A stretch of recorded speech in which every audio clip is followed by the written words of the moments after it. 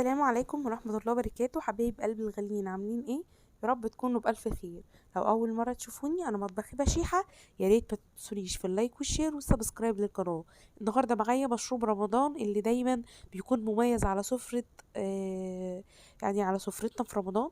معايا النهاردة التمر هندي بمكونات بسيطة هتعمليه في البيت وهتوفري عما بتشتري أكياس من بره، ما بتقضيش لو عندك عزومة أو انتي وأولادك، ما بيقضيش كمية عصير، يعني بصراحة بنشتري كمية كبيرة. فاحنا النهاردة هنعمله في البيت. يلا بينا نشوف المقادير وهقول لكم تجيبوها منين. كيلو السكر، اي سكر، سكر غامق، سكر فاتح، سكر تموين، سكر شاريه من بره زي ما انت عايزه.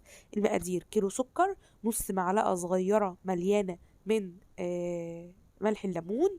واللي معايا ده لون تمر هندي، باخد معلقة صغيرة من لون التمر هندي، معلقة صغيرة من بتاعة الشاي كده باخدها من لون التمر هندي. ومعايا كمان معلقة كبيرة مليانة من قصنص التمر هندي، دوت القصنص اللي هو الريحة النفاذة بتاعة التمر هندي، اللي هو أصلا أساس الوصفة كلها.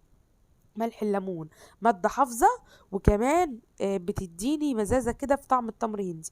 هقلب اللون مع السكر لحد ما السكر الأبيض ده يختفي خالص، ويظهر لك اللون اللي هو شكل اللون القرمزي كده، ويغير اللون الابيض خالص. بحط معلقه مليانه من قصنص التمر هندي، وبقلب كده. طول ما انا بقلب، طول ما اللون بيغمق معايا وياخد لون المحلات بالظبط. فاكرين في العناب لما حطينا معلقتين ميه عشان ناخد اللون الغامق؟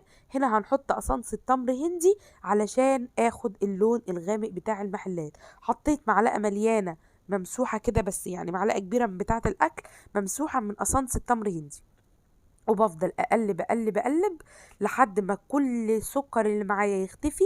وكل ما بقلب كل ما بحصل على لون غامق للتمر هندي زي اللي بنشتريه من المحلات بالظبط. هقلب يمين وشمال وشمال ويمين لحد ما الكمية اللي معايا كلها تكون على قد اللون كده. كل ما بقلب شايفين اللون غمق عن المرة الأولانية في التقليب. هتضربيه في الخلاط بسكر، هتعمليه على ايدك في الشفشق كده، تقلبي السكر بايدك زي ما انت عايزه. حطيت في الخلاط لتر ميه، حطيت عليه 4 معالق من التمر هندي، وهحط سكر حسب الرغبه. وهنا لو عايزه تضربيه في الخلاط تضربيه، مش عايزه تضربيه في الخلاط تقدري تعمليه في الشفشق عادي خالص على ايدك. هجيب دورق ميه لتر برضو وهعمله على ايدي. نحط على اللتر الميه 4 معالق من تمر الهندي اللي احنا عملناه في البيت. عايزه اقول لكم طعمه حلو وريحته قوية جدا. هتروحي عند العطار تجيبي ب10 جنيه قصنص تمر هندي، وب10 جنيه لون تمر هندي.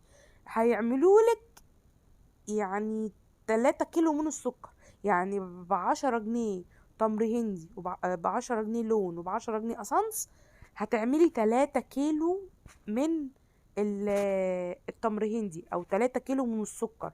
3 كيلو من السكر بياخدوا ب10 جنيه، بس على حسب بقى الكمية اللي هو هيديهالك قد ايه. يعني في ناس بتبيع بضمير، وال10 جنيه بيبقوا حبة حلوين.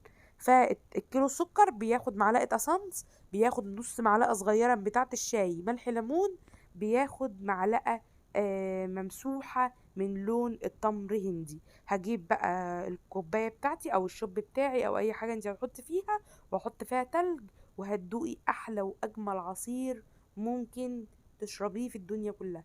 بصراحة كان طعمه مركز جدا وقوي جدا، هيوفر معايا طول شهر رمضان، لان بره الكيس الصغير بيتباع ب5 وب10 دلوقتي. فهنعمله في البيت. عايزه اقول لكم ان الكميه دي هتقضيكي طول شهر رمضان، ولو خلصت تقدري تعمليه في ثواني قبل الفطار، وعلى طول بيكون جاهز معاكي. لو البودره خلصت وعندك، يعني لو بودر التمر خلص وعايزه تعملي، ما بياخدش 5 دقايق وبتكوني مجهزاه لو عندك الاسانس واللون في البيت. طريقه التخزين المره دي: احنا قبل كده خزنا العناب في كيس تلاجة عادي، النهارده هنخزنه في علبه ونحطه في الضلفه بتاعه المطبخ، مش هيجراله اي حاجه. هو اصلا كده كده لما بتيجي تشتريه من بره بودر، يعني من غير ما بتعمليه في البيت، بيكون موجود في علبه عند العطار او في السوبر ماركت. فانت تقدري تحتفظي في علبه تكون مغسوله ومتنشفه ومتعقمه، وتقومي مغطيه البرطمان بتاعك وعيناه في التقفيل عادي خالص، مفيش اي مشكله في ضلفه التخزين. بس كده. وعايز تحطيه في التلاجة برضو مفيش مشكله، حطيه في التلاجة. بس دمتم بألف خير، وربنا يديمكم نعمة في حياتي، ويا رب أكون دايما عند حسن ظنكم. ما تنسونيش في اللايك والشير وسبسكرايب للقناة. يا رب الفيديو لو عجبكم اكتبولي كمان في التعليقات عايزين فيديوهات ايه تاني كتير. كل سنة وانتم طيبين.